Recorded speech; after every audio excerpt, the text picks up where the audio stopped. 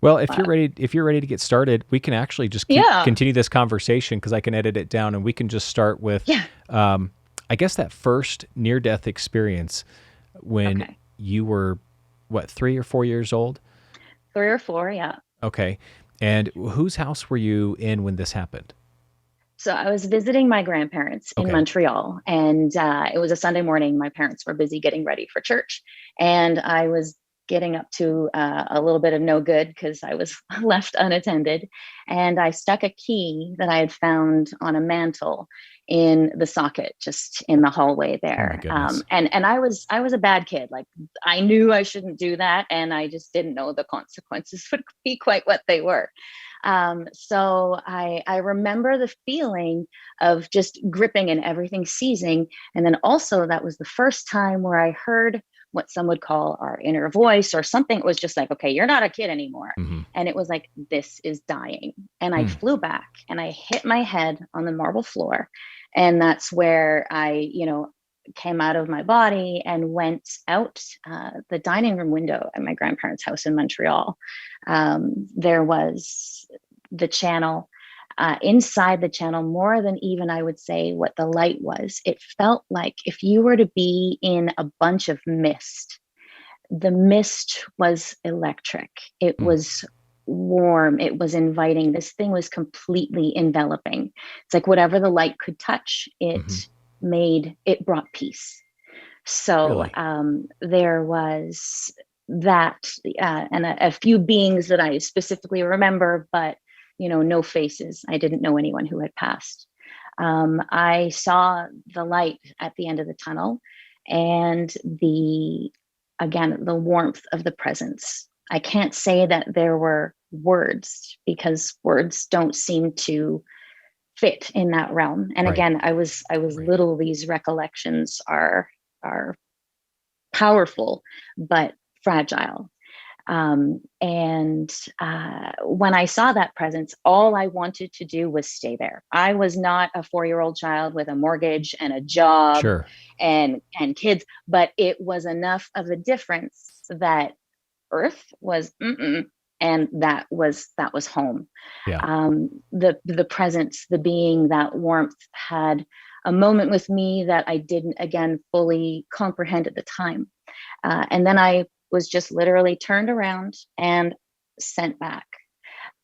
Everything that I felt lifting off of me as I ascended came back to me as I came back down, which was a very powerful feeling because the weightlessness was so beautiful.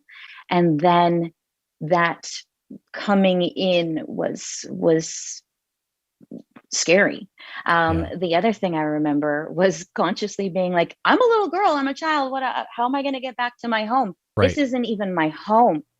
But I somehow made it back. I've since kind of likened it to seeing any type of satellite image where you just see stuff from trees and above. And Sure. I just kept Sure. getting closer and closer. And then I kind of remember my sister giving me a kick, not a bad one, but Mm-hmm. is there really a nice kick? Right. Because I was laying on the ground and she's like, "What are you doing?" And And I how ran old was your in. sister at the time? She's 8 years older than me. Okay. So Okay. she would have been like 8 years. Yeah. So like 12 or And 11 or something like that. yeah, Okay. something around that. And like not overly concerned, right? Because Sure. I mean, I Sure. was a punky little kid. She wasn't going to come rushing to my aid or anything. And when I came back, again, I went running to my dad. I remember going into the guest room and saying, "Daddy, Daddy, I saw Jesus," because that was my context. Mm-hmm. That's what I knew.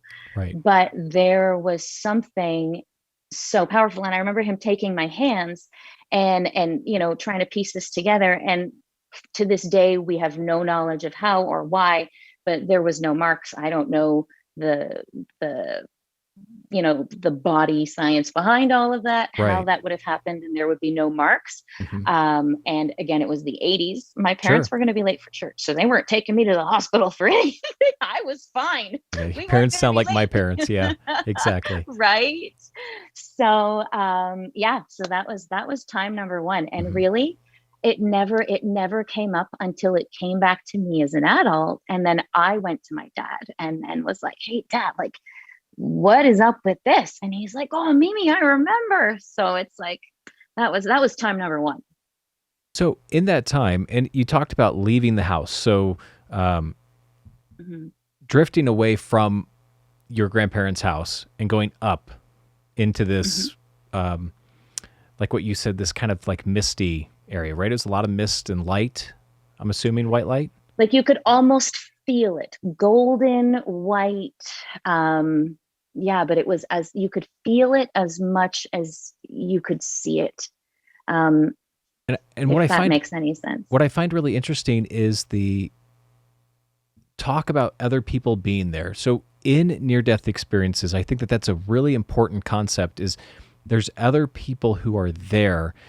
Now, you being, a 4-year-old child, you probably didn't know who they were, but some people Yeah. who cross over, if they don't see a relative, they usually say there's somebody else there.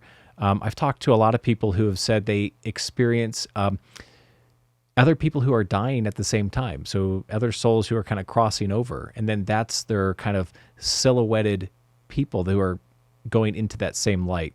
A lot of times people will meet a spirit guide or somebody will come out of that light in order to kind of greet them. Now, when you came back, you did say that you saw Jesus. Was that more of a thing that you just felt, or did you actually see somebody there? Yeah, you know what? I absolutely will say I never saw quote unquote Jesus. That was me in the little girl Uh that I huh. was, in the language that I had. Right. I have very different words for it now, but I remember that was the thing. Like, that was my context. Right. And it somehow all fit. Whether I had have known that story or not, there was something um, familiar and Hmm. home-like about that time and about that space, that it felt like it was known. And so for me, it just kind of fit with that story immediately. Sure. Again, those were Yeah. the colors that I had to paint with at the time. But yeah, that's what I ran in and said. So now we're going to talk about your other near death experience that you had, but Mm. since Mhm. that time, did you have growing up any other kind of, I don't know, weird synchronicities or weird experiences that maybe came across your path as you were growing up as a child that maybe you brought back with you from your experience? I'd have to say probably something's come back. Hmm. There have been synchronicities upon synchronicities. They're probably there for lots of folks if you look for them and Hmm. if you're aware. But yeah, I've often found that things that were passing would make their way to me, and it obviously not people, not yet, but animals, actually, like injured animals would Really? find their way to me, and I have been the one to hold something many times, many different animals. One time there was a deer that tried to jump into my house, into my bedroom window. There was like marks on the brick and Okay. it was injured. And I'm like, okay, I don't really know what that one's all about, but maybe keep the big ones away. But yeah, Wow, so that's like as that's far really as, interesting. Yeah. So yeah, so like, so so with that animal coming through, I mean, you saw, was that something that you were there, you were present when it was trying to come in, or you just saw the marks yeah. on the outside of the house? So I was in my kitchen with my daughter at the time, and we get a text message, Mhm. and she says, she reads it. She's from the girl across the street that said, a deer just hit our house. And that's right where my bedroom window was. And it was right downtown in an area. There really should never have been any deer there. So we first thought it was a joke, and then went outside. And then sure enough, there was a marking on the brick. And then it was in a backyard Oh and wow, it that's had been crazy. involved in an accident. Oh, So the poor I mean, thing. for Yeah. what it's worth, Yeah. everything I encounter, from like a deer to a bird to, anything natural in nature, I'm going to take a moment to honor it. So Yeah. that deer and I had a moment. I don't know if that was in connection to all the other sick and ailing things that have made their way Sure. to me, but we absolutely, like, there is, I don't know, I might botch the quote, but Khalil Gibran wrote that if there was goodness in a being, that it should be, yeah, I'm totally botching it, It's but that it's okay. You're fine. noticed even by Yeah. nature. You Yeah. know what I mean? Yeah. Like, we give Yeah. off these things. And I believe that by being given the gift and opportunity to witness the level of love